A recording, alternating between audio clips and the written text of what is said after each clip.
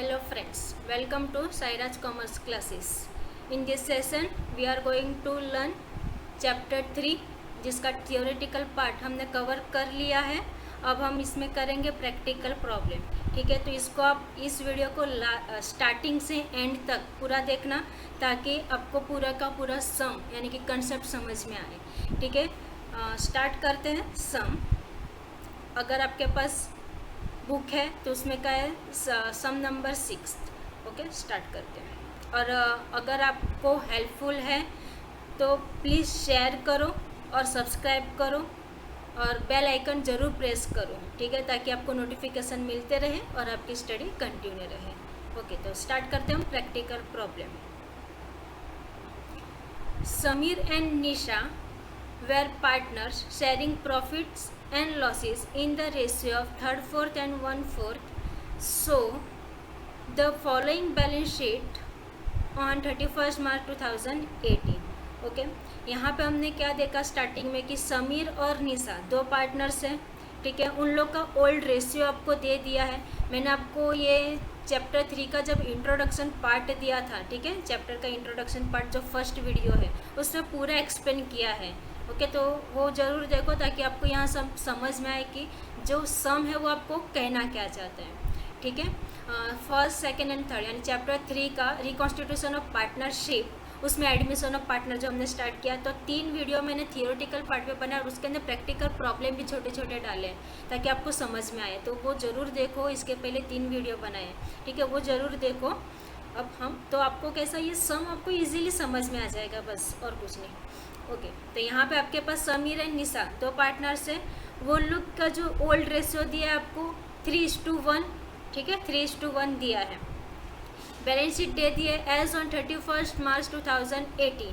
Balance sheet में आपके पास कौन कौन सी चीज़ें हैं, लायबिलिटी और असेट्स. उसके अंदर लायबिलिटी साइड आपके पास कैपिटल, समीर और निशा दो पार्टनर्स हैं. ठीक है, उसके ये आपको दे दिया है कैपिटल 1,50,000, 1,62,000 और यहाँ पे आपके पास है 3,12,000 टोटल उसका.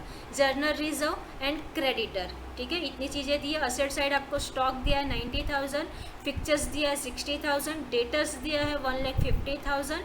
उसमें से RDD आपको लेस क्या है वो है आपके पास 15,000. 1,50,000 डेटर्स है, RDD 15,000. बिल्स रिसीवेबल है आपके पास 90,000 एंड कैश इन हैंड है 75,000. ठीक है, अब हम जाते हैं एडजस्टमेंट पे.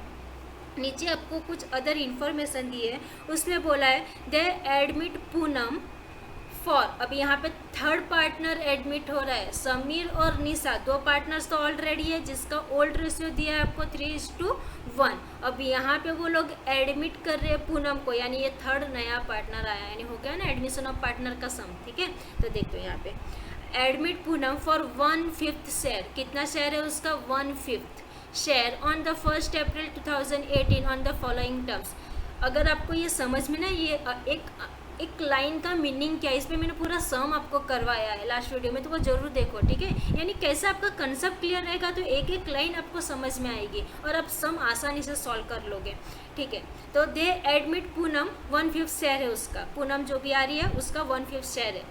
अब पूनम इंट्रोड्यूस्ड यानी जो न्यू पार्टनर आई है उसने इंट्रोड्यूस यानी कि स्टार्टिंग में वो कितना लेके आई है, ₹1,20,000 एज हर कैपिटल. कितना दिया उसने, 1,20,000 एज हर कैपिटल. अब मैं यहाँ पे पढ़ते भी जाती हूँ और एडजस्टमेंट आपको बताते जाती हूँ.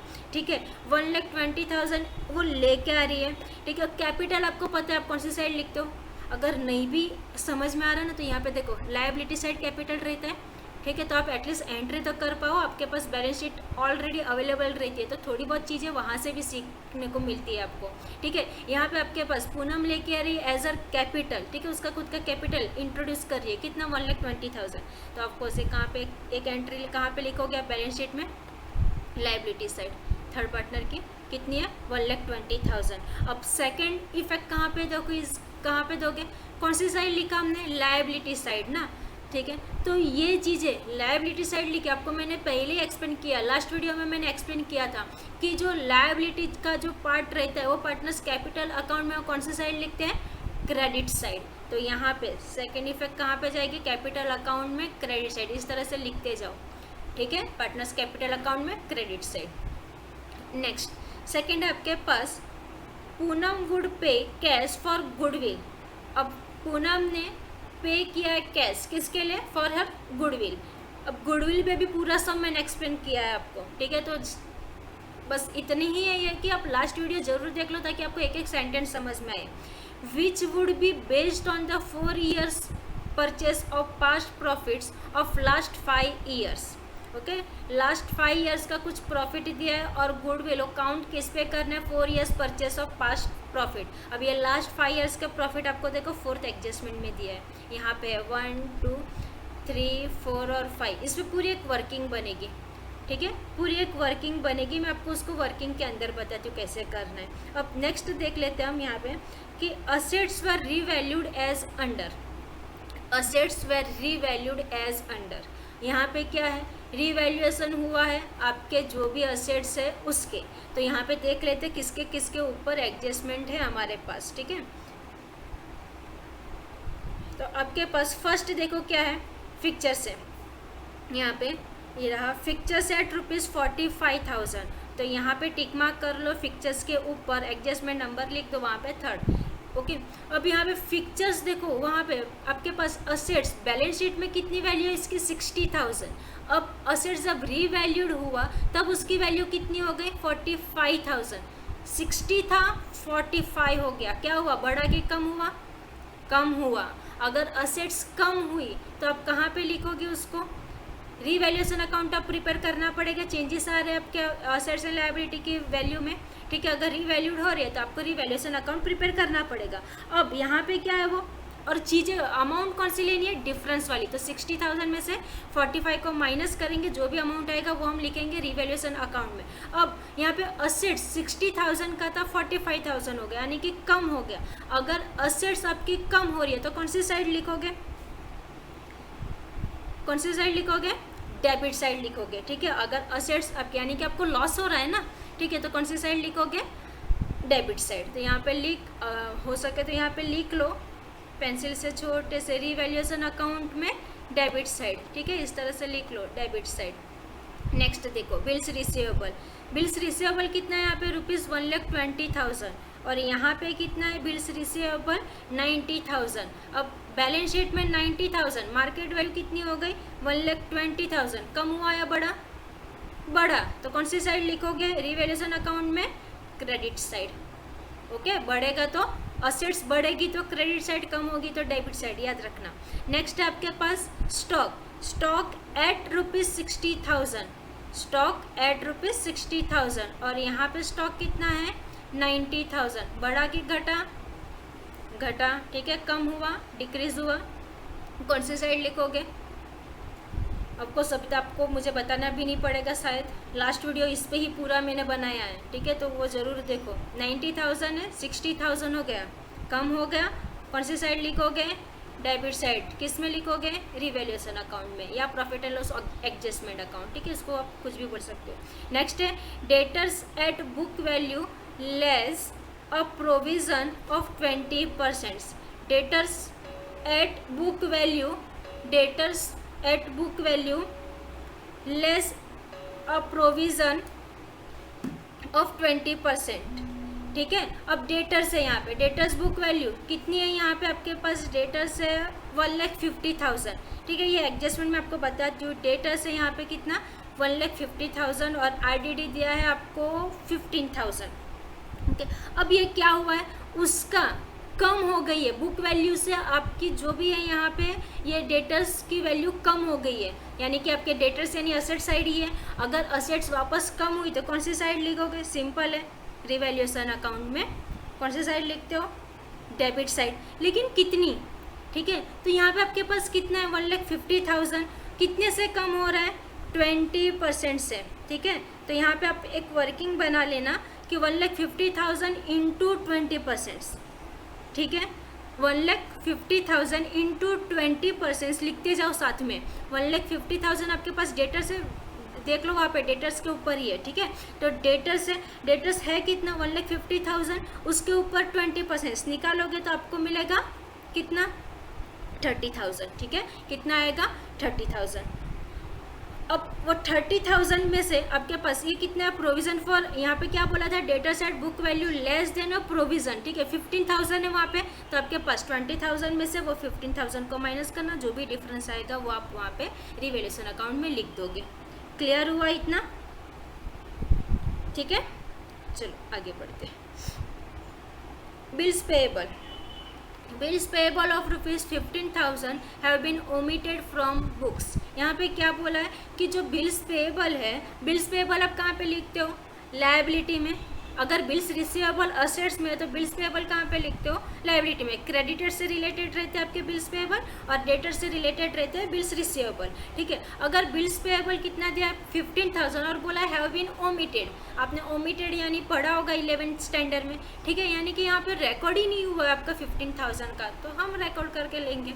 और फिर बिल्स पेएबल लायबिलिटी साइड आता है, ठीक है, और वहाँ पे लिखा ही नहीं है, तो फिर इसको कहाँ पे लेके आएंगे हम, अभी इसको भी तो रिवैल्यूएशन अकाउंट में दिखाना पड़ेगा, तो रिवैल्यूएशन अकाउंट में कौन सी साइड लिख दोगे इसको आप, डेबिट साइड, ठीक है। बिल्स पेएबल कितना है 15,000, तो वहाँ पे लिख दो डेबिट साइड, ठीक है, revaluation account debit side. Hope so यहाँ तक क्लियर हुआ। और दूसरी एंट्री तो आपको पता है कहाँ पे लिखते हैं हम, लायबिलिटी साइड, ठीक है, तो बैलेंस शीट में लायबिलिटी साइड भी लिख देना, क्योंकि ये ओमिटेड हो गया है, हुआ ही नहीं है, तो लायबिलिटी साइड भी उसकी एंट्री करनी है। अब मैं आपको वर्किंग दिखा देती हूँ। लास्ट प्रॉफिट दिया है आपको 5 ईयर्स का, जो आपके पास सेकंड एडजस्टमेंट था। पूनम वुड पे cash for goodwill which would be based on 4 years purchase of past profit of last 5 years, ठीक है। तो ये 5 साल का भी मैं गुडविल काउंट करके आपको दिखा देती हूँ। अब नेक्स्ट क्या बोला था, prepare revaluation account, partners capital account and balance sheet of Poonam's admission after Poonam's admission, ठीक है। तो स्टार्ट करते हैं हम अभी एक वर्किंग, जिसमें आपको गुडविल करना बता देती हूँ कि गुडविल कैसे यहाँ पे काउंट होगा आपका। ओके, सेकेंड एडजस्टमेंट जो हमने छोड़ा था, मैंने बोला ना आपको, मैं आपको वर्किंग करके दिखाती हूँ इसकी, ठीक है। तो इसकी वर्किंग दिखा देते हैं पहले गुडविल की।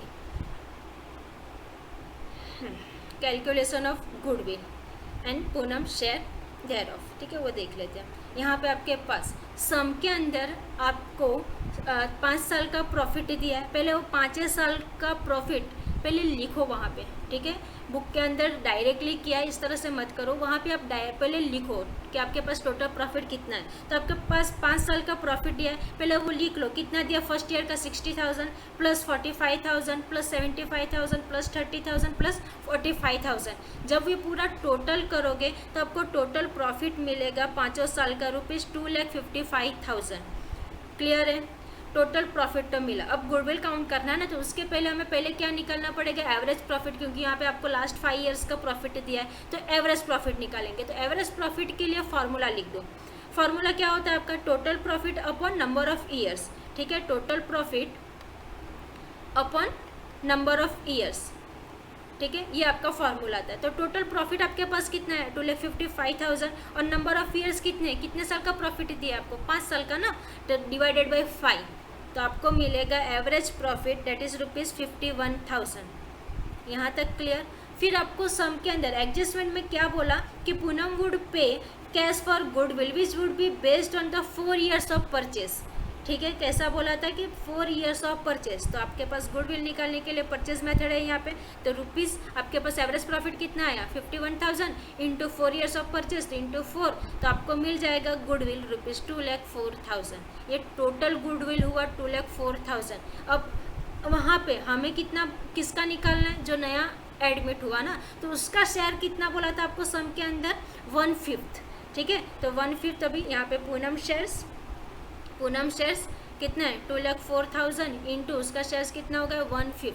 तो इसको हम जब कैलकुलेट करेंगे तो आपको मिलेगा ₹40,800, ₹40,800। अब इसकी एंट्री आप कैसे करोगे, ठीक है। तो इसकी एंट्री, अब ये जो आया 40,800, इसको आपको ओल्ड रेशियो में डिस्ट्रीब्यूट कर देना है, यानी कि आपका ओल्ड रेशियो कितना 3:1, ठीक है। तो 3:1 में इसको डिस्ट्रीब्यूट करके कहाँ पे लिख दोगे, कैपिटल अकाउंट में क्रेडिट साइड। यहाँ पे लिख लो, ये वर्किंग के अंदर 3:1 में डिस्ट्रीब्यूट होगा और कैपिटल क्रेडिट अकाउंट में आपको इसको, यानी कि कैपिटल अकाउंट में क्रेडिट साइड लिखना पड़ेगा। क्लियर है यहाँ तक, ठीक है। बाय गुडविल करके हम लिख देंगे इसको। ओके तो ये गुडविल कैसा आया, होप सो आपको ये एडजस्टमेंट समझ में आया होगा। ओके अब आगे बढ़ते हैं हम, ठीक है। अब सम कंप्लीट करते हैं, फटाफट ड्रॉ कर लो। क्या क्या ड्रॉ करना पड़ेगा आपको, revaluation account, partners capital account और बैलेंस शीट, ये 3 चीज़ें आपको प्रिपेयर करनी है। Okay in the books of partnership form, revaluation account. अब सम को पढ़ते जाना है, फटाफट सम सॉल्व कर। अभी एक बार एडजस्टमेंट अगर आपको मैंने बता दी तो सम तो आप ऑफकोर्स अच्छे से कर लोगे, ठीक है। तो स्टार्ट करते फटाफट सम स्टार्ट कर पूरा करते। यहाँ पे आपके पास देख लो, कहाँ से स्टार्ट करोगे, अभी यहाँ से पढ़ते जाओ और एंट्री करते जाओ। कैपिटल आपको दिया है, किसका है, समीर और निशा का, ठीक है। 1,50,000 एंड 1,60,000 कहाँ पे लिखोगे इसको, आप कहाँ पे ट्रांसफर करोगे, कैपिटल है कैपिटल अकाउंट में।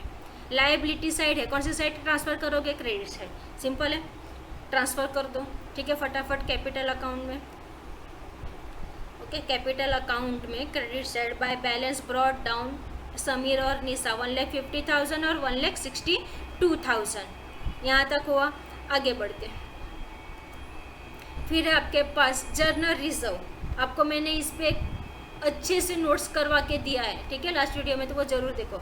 जर्नल रिजर्व, अगर कोई भी रिजर्व रहा, लाइबिलिटी साइड है, ट्रांसफर कहाँ पे होगा, कैपिटल अकाउंट में, क्रेडिट साइड, ये तो क्लियर हुआ। लेकिन किसके अकाउंट में, रिजर्व है पहले से करके रखा है भाई, वो नए आदमी को नहीं देंगे, खुद में ही बांटेंगे। तो इसको आपको क्या करना है, उन लोग के ओल्ड रेशियो में ट्रांसफ़र कर देना है। तो कैपिटल अकाउंट में बाय जर्नल रिजर्व अकाउंट, उन लोग का रेशियो क्या था, 3:1, ठीक है। ओल्ड रेशियो क्या था उसका, 3:1।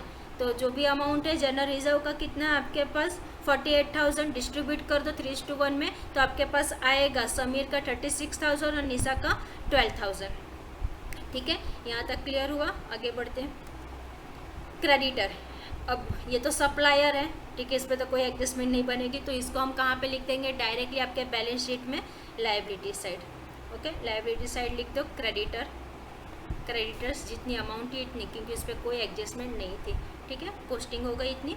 लाइबिलिटी साइड कंप्लीट हुआ। अब हम देख लेते हैं आपके असेट साइड, क्या है, स्टॉक, ये सब पे एडजस्टमेंट था, stock, fixtures, debtors, bills receivable, ये सब पे एडजस्टमेंट था, ठीक है। तो बढ़ रहा है या घट रहा है ये देखना है आपको, ओके। तो यहाँ पे आपके पास अभी हम ये सब चीज़ें ट्रांसफ़र कहाँ पे करोगे, ऑफकोर्स आपके असेट साइड लिखोगे, ठीक है। लेकिन बढ़ रहा है कि घट रहा है वो देखना है आपको, तो फिर आप रिवैल्यूएशन अकाउंट में डेबिट या क्रेडिट, मैंने आपको पहले ही वो चीज़ बता दी कि रिवैल्यूएशन अकाउंट में कौन सी साइड लिखना है, डेबिट या क्रेडिट, ठीक है। तो फटाफट हम सम इसको ट्रांसफ़र कर देते हैं। ये सब चीज़ें stock, fixture, debtors, bills receivable, सब के ऊपर एडजस्टमेंट है। तो दिखा देती हूँ मैं इसको आपको बैलेंस शीट के अंदर, ओके ये हमने लिख लिया। आपके पास डेटर्स था कितना था, 1,50,000, ठीक है। उसके ऊपर हमने प्रोविज़न निकाला था कितना, 30,000, लेस कर दो, आउटर में डाल दो 1,20,000, इसकी सेकेंड इफेक्ट देते जाना, ठीक है।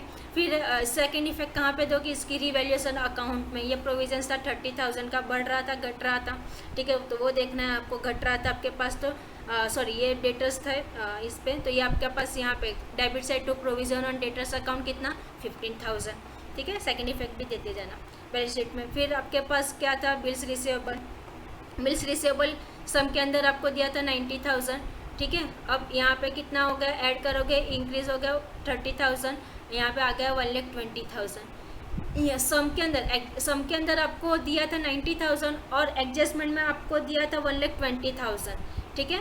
तो और हाँ, एट, बाय, टू, ये सब चीज़ें भी ध्यान में रखना, ठीक है, यानी अमाउंट कैसे लेना ये ध्यान में रखना, ओके। तो यहाँ पे कितने से बिल्स रिसीवेबल का कितना अमाउंट दिया था, 1,20,000, और यहाँ पे बिल्स रिसीवेबल कितने का था, 90,000 का, ठीक है। तो 1,20,000 में से मैंने आपको बताया रिवैल्यूएशन अकाउंट में क्या लेना है आपको, डिफरेंसेस लेना है, और वही आपको यहाँ पे इंक्रीज डिक्रीज में ऐड लेस करना है, ठीक है। तो यहाँ पे बिल्स रिसीवेबल आपके पास 90,000 और ये कितना था, 1,20,000, तो 1,20,000 माइनस 90 यू विल गेट 30,000, ठीक है। तो ये 30,000 आप कहाँ पे लिख दोगे, आपके रिवैल्यूएशन अकाउंट के अंदर, ठीक है। कहाँ पे, ये रहा बिल्स रिसीवेबल अकाउंट, ओके। बढ़ रहा है ये, क्योंकि वहाँ पे 90 था, फिर यहाँ पे हो गया 1,20,000, बढ़ रहा है तो क्रेडिट साइड, एसेट्स बढ़ रही है तो क्रेडिट साइड 30,000, क्लियर है। फिर स्टॉक पे था आपके पास, होप्स आपने एंट्री कर ली रहेगी, ठीक है, मैंने आपको बता दी पहले ही, तो यहाँ पे एंट्री कर लोगे तो फटाफट सम आपका एक्सप्लेन करके मैं आपको बता देती हूँ, यहाँ पे आपके पास स्टॉक 90,000 था, एडजस्टमेंट में 60,000 था, डिफरेंस कितना का हो गया 30,000 का। ठीक है, क्या हुआ यहाँ पे घटा, स्टॉक असेट्स घटा यानी डेप्रिसिएशन, बढ़ा तो एप्रिसिएशन, ध्यान में रखना। तो यहाँ पे आपके पास डेप्रिसिएशन कितने का आ गया 30,000। कहाँ पे लिखोगे रिवैल्यूएशन अकाउंट में, कहाँ पे लिखोगे रिवैल्यूएशन अकाउंट में डेबिट साइड। ठीक है, टू स्टॉक कितने का 30,000 का। नेक्स्ट आपके पास था फिक्चर्स थे सम के अंदर 60,000 का, और आपके पास यहाँ पे एडजस्टमेंट में दिया था आपको 45,000 एट ₹45। ठीक है, तो डायरेक्टली आपको यहाँ पे लेना है 45। एट रहा तो समझना एट वाली अमाउंट यानी कि वो डायरेक्टली आपकी आउटर कॉलम में जाती है। ठीक है, तो 45,000, तो 60 - 45 करोगे कितना मिलेगा 15,000। यहाँ पे भी बड़ी की घटी। ठीक है, घटी तो कौन सी साइड लिखोगे, ठीक है, घटी तो fixtures debit side, revaluation account में फिक्चर्स 15,000। होप सो इतना क्लियर हुआ। ठीक है,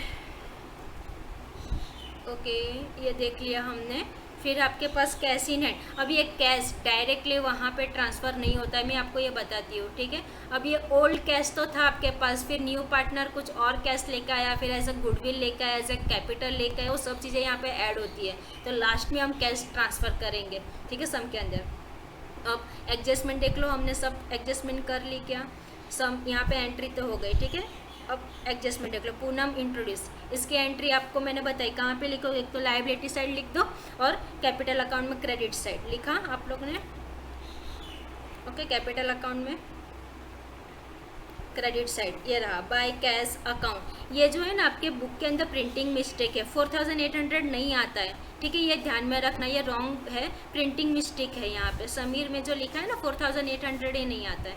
ओके, यहाँ पे डायरेक्टली पूनम कितना लेके आ रही है 1,20,000, तो ये बाई कैश अकाउंट 1,20,000 ये लिखना है, 4,800 नहीं आता है, ध्यान में रखना। ठीक है, ये प्रिंटिंग मिस्टेक है वहाँ पे बुक के अंदर। ये तो होगा। उसके बाद पूनम वुड पे, इसके एंट्री मैंने आपको बताई, पूरी वर्किंग बता दी। ठीक है, फिर असेट्स वर रीवैल्यूड, ये भी हमने कर लिया। बिल्स पेएबल, ओके, इसके एंट्री आप लिख दो डायरेक्टली कहाँ पे, रिवैल्यूएशन अकाउंट में डेबिट साइड लिख दो और लायबिलिटी साइड लिख दो। ये पूरा हमने कर लिया। अब देख लेते हैं, यानी सब तो हमने लिख ही लिया। ठीक है, अब क्या करोगे सबका, यानी कि फर्स्ट किसको क्लोज करना है, ध्यान में रखना, फर्स्ट किसको क्लोज करोगे रिवैल्यूएशन अकाउंट को।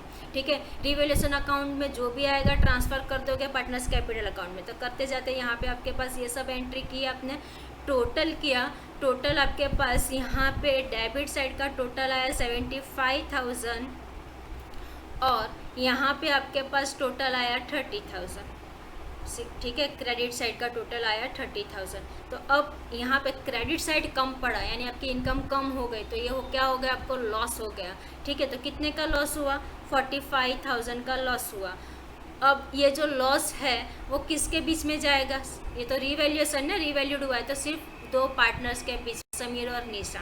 ठीक है, तो उनका जो भी ओल्ड रेशियो रहेगा 3:1, उसमें उसको डिस्ट्रीब्यूट करो। होप सो डिस्ट्रीब्यूट करना आपको आता रहेगा।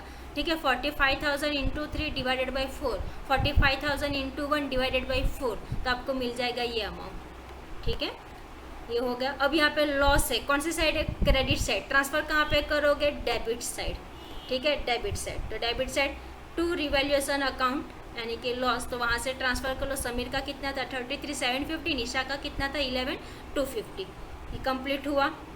ठीक है, ये सब एंट्री हमने कर लिए। बाई गुडविल अकाउंट कहाँ से आया मालूम पड़ा ना, कौन सा है, 3,600 और 10,200 जो हमने वर्किंग की ना, हमने अमाउंट निकाला था, कितना निकाला था उसका 40,800। ठीक है, इसको 3:1 में दोनों पार्टनर्स में डिस्ट्रीब्यूट कर दो, तो यहाँ पे मिल जाएगा आपको 30,600 और 10,200। Okay, 40,800 × 3 divided by 4, 40,800 × 1 divided by 4, तो आपको ये अमाउंट मिल जाएगी। क्लियर है यहाँ तक। अब इसको क्लोज कर दो। इसको जब क्लोज करोगे तो आपके पास पहले समीर का अकाउंट, ये अकाउंट क्लोज करो, 2,16,600 है, और यहाँ पे समीर में कितना है 33,750 है।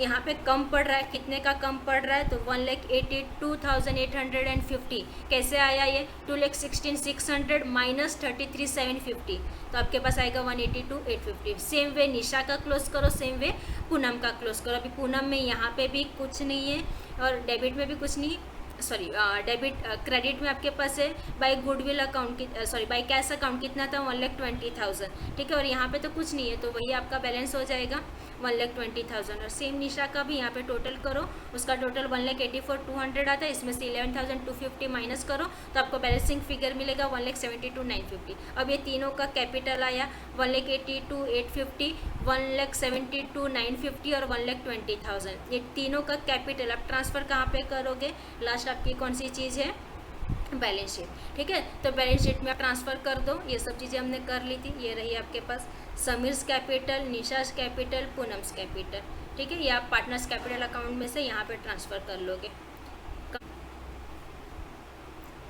ओके, तो मैंने आपको लास्ट में बोला था कि यहाँ पे मैं आपको बताऊंगी कि कैश की अमाउंट कैसे आती है, ठीक है। तो कैश की अमाउंट कैसे आती है, ओके, तो मैं बता देती हूँ आपको। यहाँ पे कैश, देखो यहाँ पे ये जो बैलेंस शीट में आपको कैश तो लिखना ही पड़ेगा, ठीक है। तो इसकी अमाउंट कैसे आती है, आपके पास सम के अंदर आपको बैलेंस शीट में,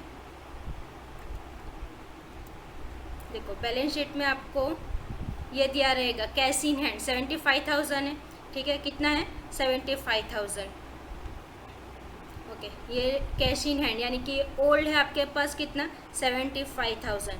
फिर जो नया पार्टनर आया एज अ कैपिटल कितना लेके आया, पूनम जो नहीं आई एडमिट हुई कितना लेके आई 1,20,000, तो 75,000 प्लस 1,20,000।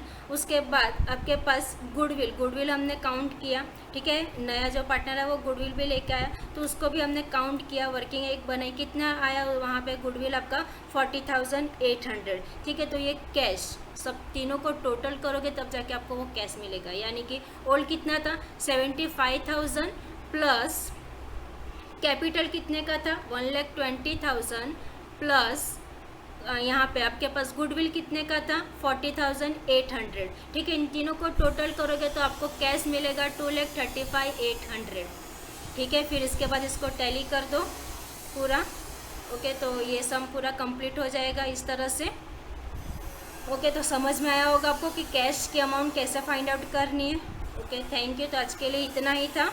मैं नेक्स्ट सम जो आपको होमवर्क में दे देती हूँ, ये है आपका लास्ट सम, यानी कि नेक्स्ट सम जो आपको होमवर्क में करना है, यानी आपको समझ में आएगा कि आपको कितना समझा है, ठीक है। तो ये सम आप ज़रूर करना, और आपको कुछ भी ये करना है, अगर कुछ डाउट है तो प्लीज़ कमेंट बॉक्स में ज़रूर लिख के भेजो, मैं आपके हर एक कमेंट्स को यानी कि आपके हर एक डाउट को क्लियर कर दूँगी, ओके।